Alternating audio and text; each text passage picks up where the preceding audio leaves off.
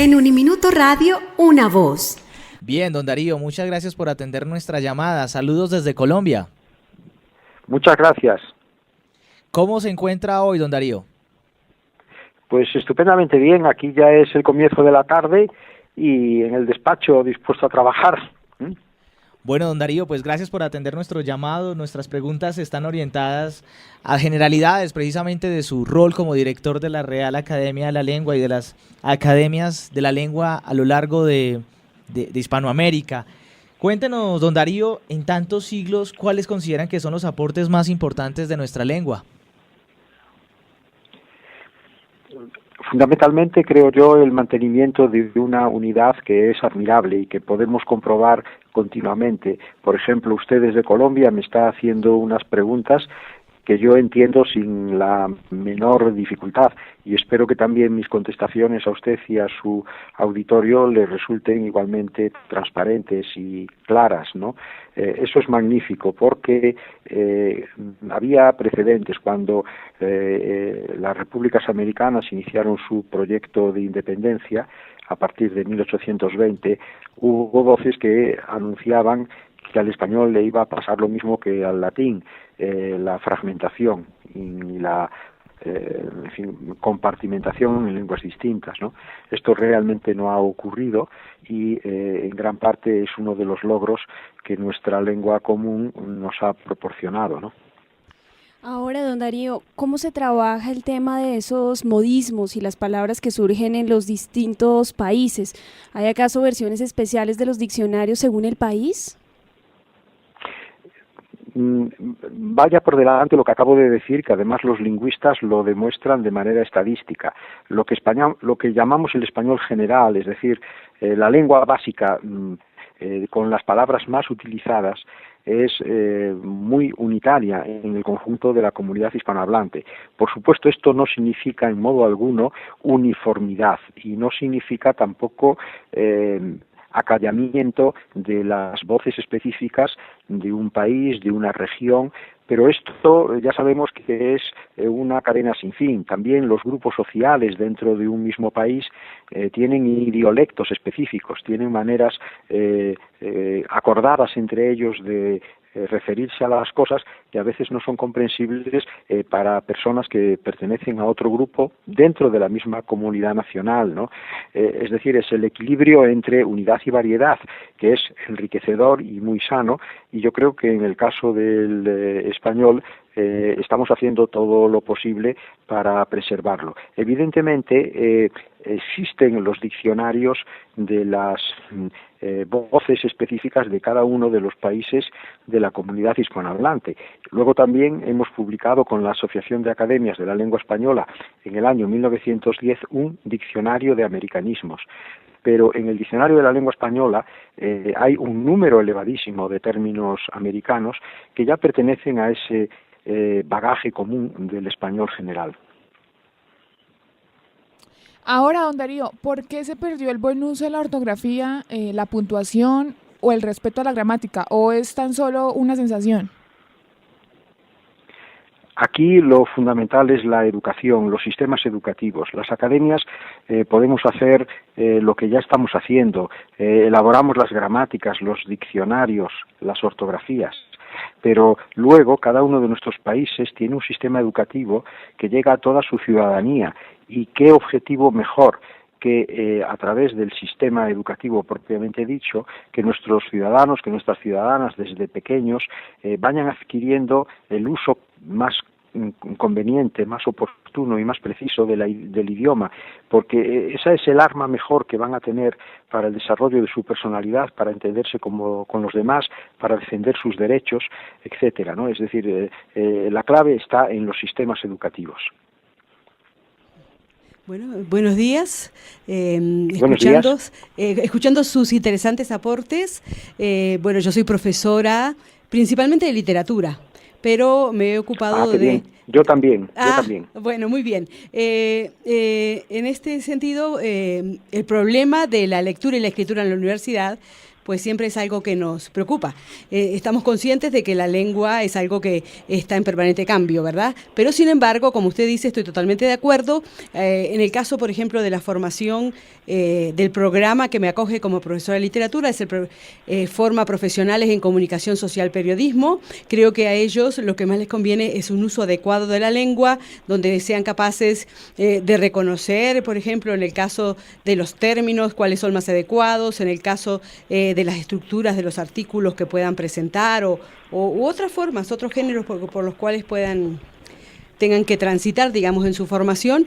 Lo mejor es un uso adecuado de la lengua. Ya sabemos que ciertos usos que se difunden no son tan adecuados cuanto otros, ¿no? Sí, por supuesto. La corrección del idioma es una virtud, es un valor. Es algo que además enriquece la personalidad del que habla. Hay que disciplinarse quizás para ello, hay que ser respetuoso con el idioma, hay que reflexionar sobre él, pero tampoco es tan difícil porque el idioma nos pertenece, cada uno de nosotros somos dueños de la lengua que hablamos, ¿no?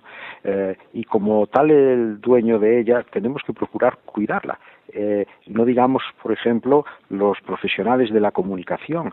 Ellos trabajan con instrumentos que son básicamente la palabra, también la imagen en el mundo audiovisual, pero la palabra sigue siendo fundamental. Igual que no podemos comprender un mecánico que las herramientas de su oficio no las mantenga limpias y bien cuidadas, nos cuesta mucho entender un profesional de la comunicación que no cuide esas herramientas fundamentales con las que él actúa o ella, que es precisamente las palabras.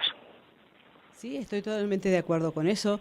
Entonces, digamos que para nosotros los hispanohablantes, para llamarlos así, nuestro más importante patrimonio es la lengua española, y tenemos que, bueno, cuidarla todo lo que se pueda. Y por supuesto hay que aceptar los cambios, pero al mismo tiempo es saber hacer esa elección acerca de aquello que puede ser más adecuado para que la comunicación sea lo mejor posible. Sin duda, porque además cuando nos expresamos bien estamos marcando un nivel muy digno de civilización, de respeto, de solidaridad con el otro.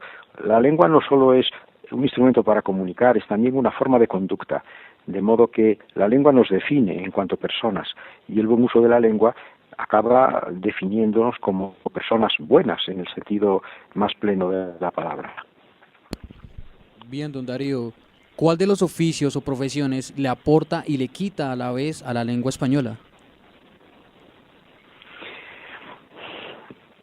La lengua española no es tanto una cuestión de oficio como una cuestión de individualidad consciente. Todos somos dueños de nuestra lengua, todos las necesitamos y en consecuencia nos acompaña desde que tenemos uso de la palabra y de la razón hasta nuestra muerte. Pero luego entiendo su pregunta, ¿no? El papel de los docentes y el papel de las personas dedicadas a la comunicación, circunstancia que se da en ustedes con quienes estoy hablando, ¿no? Porque están precisamente en el núcleo de esas dos grandes actividades, que son de las actividades más dignas, más generosas y que debieran de ser más valoradas por la sociedad. Ahí quizás está la clave. Todas las personas que lo que comunican trasciende a un grupo amplio de población tienen una responsabilidad adicional. Si lo hacen bien, beneficiarán al idioma y si lo hacen mal, estarán perjudicándole. Bueno, realmente sí es mucha responsabilidad en este sentido, el asunto del cultivar lo mejor que se pueda la lengua, ¿verdad? Aquí hay que tener en cuenta que la lengua no se la puede conceptuar solamente como un instrumento de comunicación, ¿verdad? Es mucho más que eso.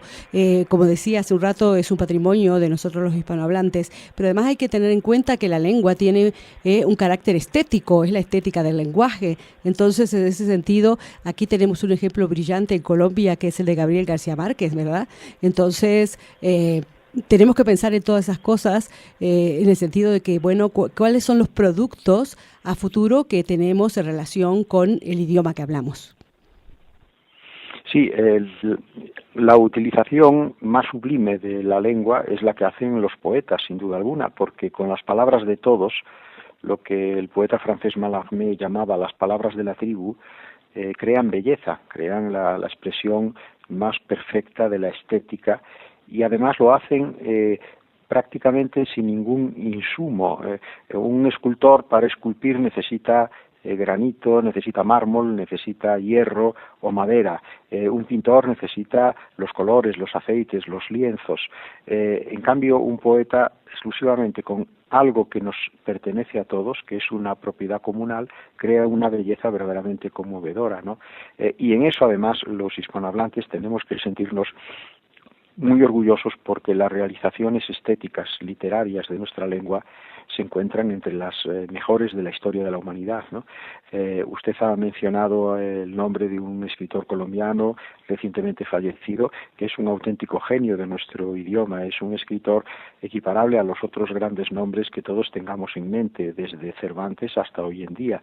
Y además, lo más interesante es que como no podía ser de otro modo, esas aportaciones estéticas vienen tanto de un lado como del otro lado del Atlántico. La utilización literaria y poética del español por parte de los latinoamericanos ha sido excelente desde muy pronto, desde Sor Juana Inés de la Cruz y el Inca Garcilaso hasta Rubén Darío y todos los escritores de la generación de García Márquez, o de los más jóvenes que siguen en la misma línea, ¿no?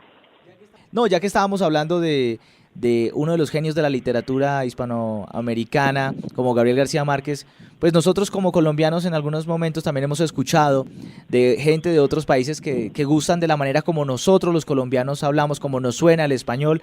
Entonces, una profesora también de literatura de aquí de la universidad y de periodismo, pues nos hacía la siguiente pregunta y nos la pide que la compartamos, don Darío.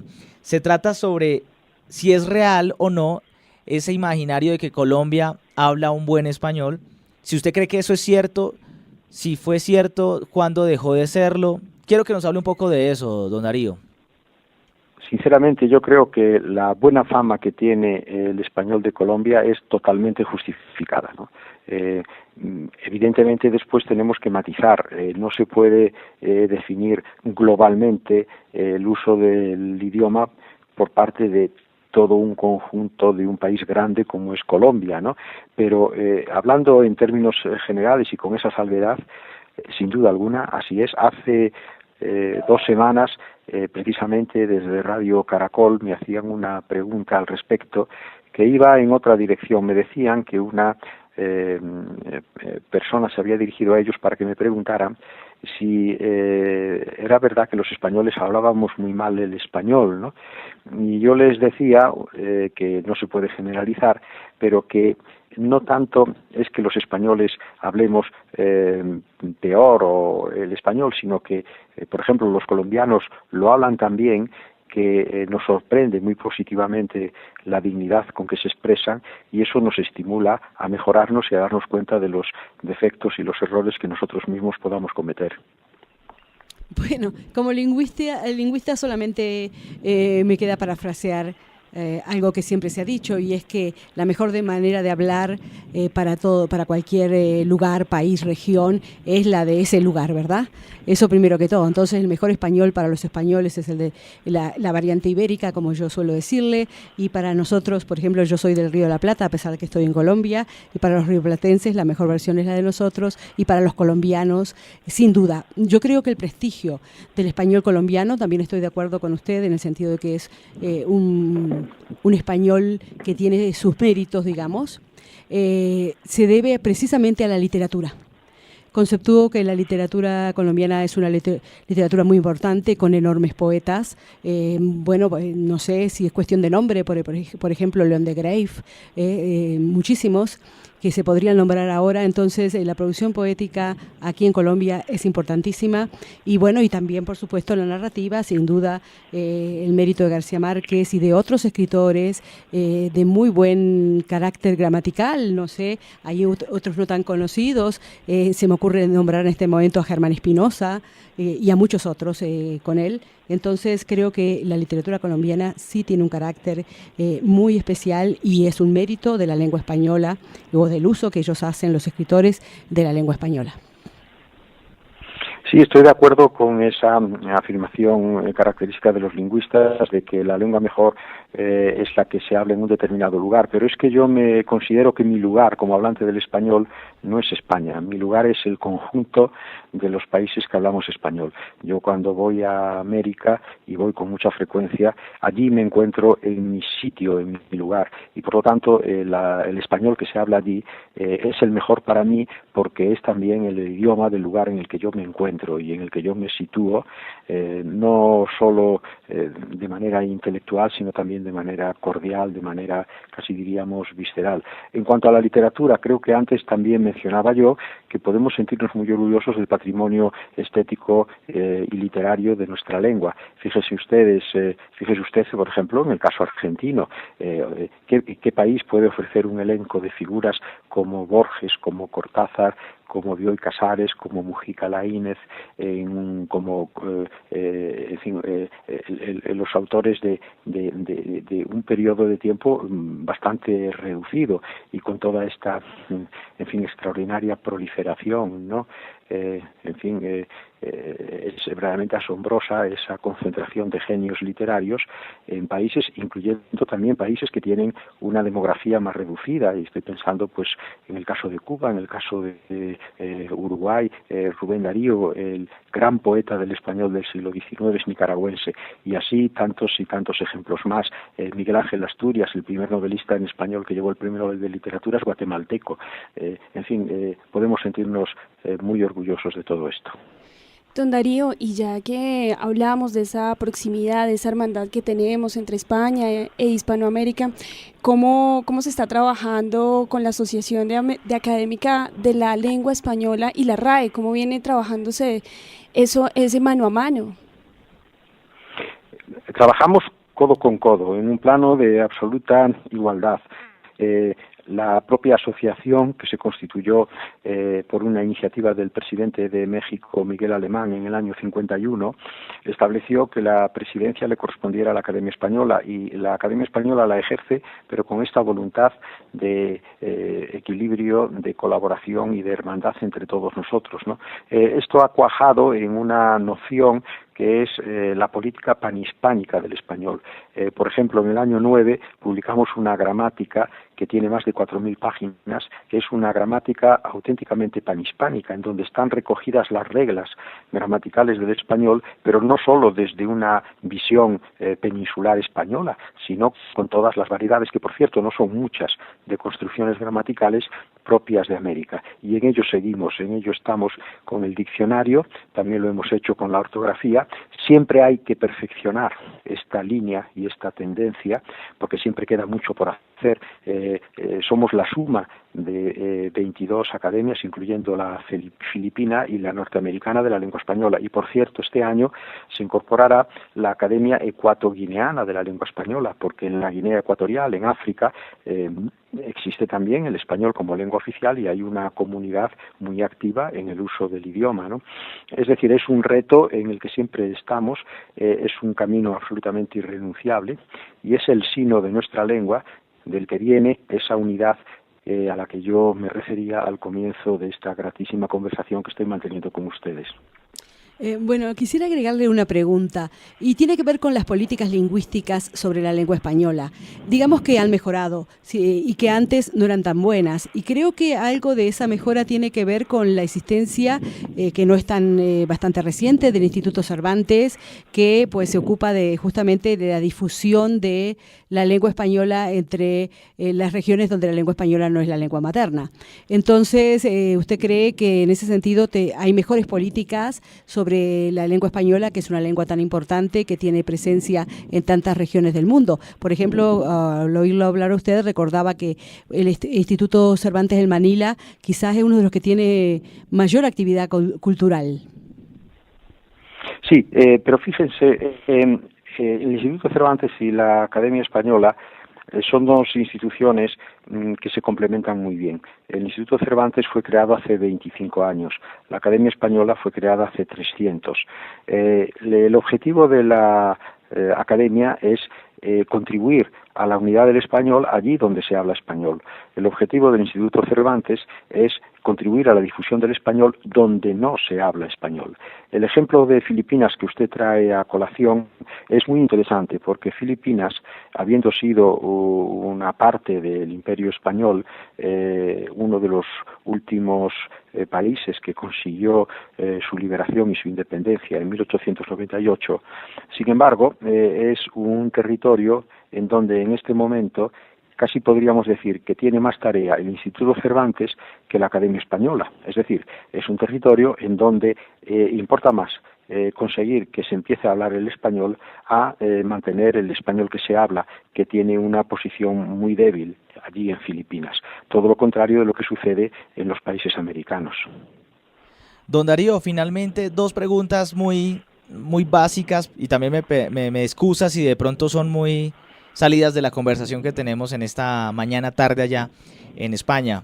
La primera es, ¿qué pasa por su cuerpo, qué corre por su mente cuando ve o cuando escucha una palabra mal usada en la lengua de la lengua española? Fundamentalmente reacciona lo que hay de mí de profesor, de maestro, que es mucho, es mi profesión. Simplemente lamento no haber tenido la ocasión de ser maestro de esa persona o de que no hubiese podido tener un maestro que le hubiese ayudado a corregir ese defecto que atenta contra la lengua que todos debemos respetar, ¿no? Y la segunda pregunta, don Darío, para cerrar nuestra conversación, cuando usted escucha o cuando desea escuchar poesía o desea que le hablen de algo bello, de algo que usted quiere escuchar, ¿en qué acento quiere escucharlo, don Darío?